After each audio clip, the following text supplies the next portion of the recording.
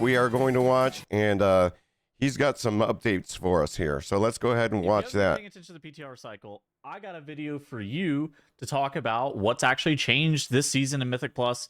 What's going to be kind of different from last season to this season. Maybe you took a break in the middle of War Within Season 1, like a lot of different people did, and you're jumping back in the season, and you kind of want a very quick video to try to figure out what's changing. This is going to be for you. Basically, first and foremost, what you need to know is there's a little bit of a dungeon scaling squish. The TLDR is that, M0s all the way up until 10s are going to be, slightly harder in terms of scaling. Around the 10 mark, they're going to be roughly the same as they were last season. And then beyond the 10 mark, they should be a little bit easier than they were last season. Okay. Ultimately, that sounds this better. isn't going to change too much. The most important thing tends to be Blizzard's scaling of mobs on the M0 difficulty for these keys between the ranges of 2 and 10. And so ultimately kind of comes down to whether or not M0 and like what M0 is scaled like. Talk about M0. M0 now also drops champion gear where it did it before. Previously, it dropped really, really bad gear. Now it drops some champion track gear. So if you need to gear a character you want... So is that 639 gear?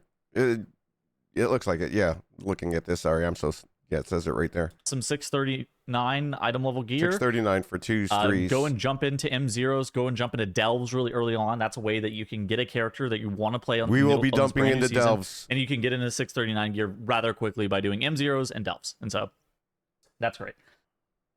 There's also a change as to what dungeons and what dungeon levels you're going to want to look to farm. So whenever you're looking to farm dungeons, 6s are the best if you are looking to farm runed crests. So really early on in the week, I would recommend trying to push your keys up to level 6 and farming 6s for the runed crests. This is also the bottom end of the hero track initial upgrade level. Oh yeah, look at that. So you'll be able to get hero track. That level 6s, guys. That's what our first goal has to be, is level 6.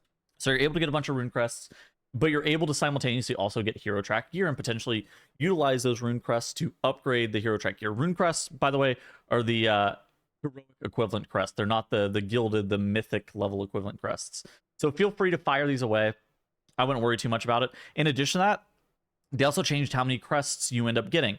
So time 18. keys, It says 18 if you time it. That's amazing. And then I think if you deplete it, it's -4, so you still get 14. Grant significantly more crests all the way up until, if you do a 6, you can get 18 runed crests, and if you do a 12, you can get 20 gilded crests. Now, it's a little bit less if you actually end up depleting the key. I want to say I think the bottom end is like 8 if you end up depleting the key. But, again, doing the 6 for runed crests is like a huge deal. The other level that I would recommend for farming gear optimization is going to be the 7 level. The reason that you want to do the 7 level is because it's giving you gilded crests. And you're going to have to... That's one of the changes that they're having for Season 2. 7 instead of 8 is going to give us gilded. To be able to get a bunch of gilded crests as well.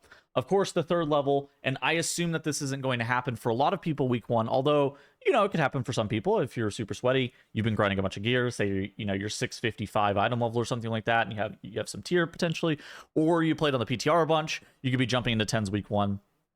Obviously 10s are going to be that 3rd level that you're going to be looking to farm, but 6s and 7s, those are the levels that super early on I would highly recommend jumping into.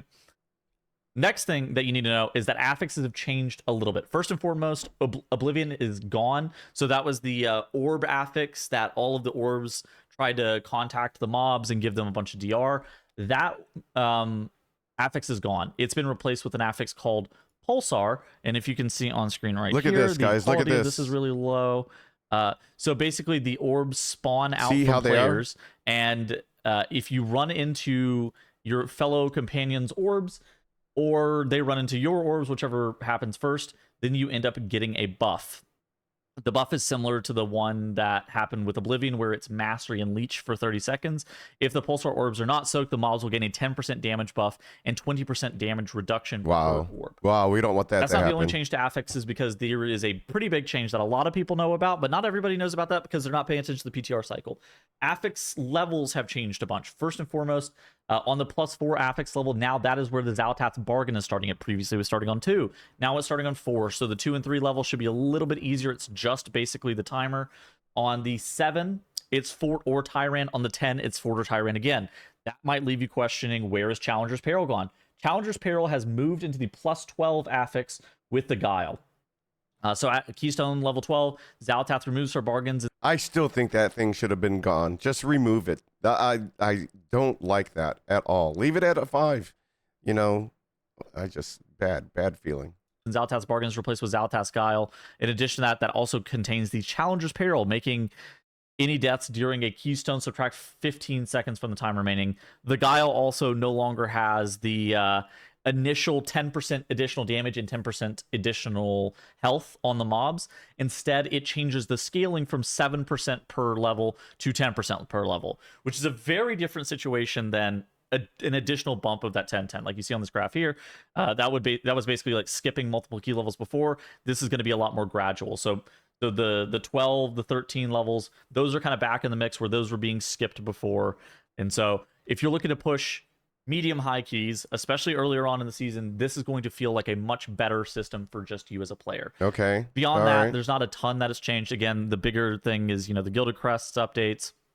Crafting is actually a lot more valuable. You should be looking to craft on cooldown. This was previously not something that you were doing in the past, but now crafting on CD is something that's going to be a little bit more favorable for you as a player.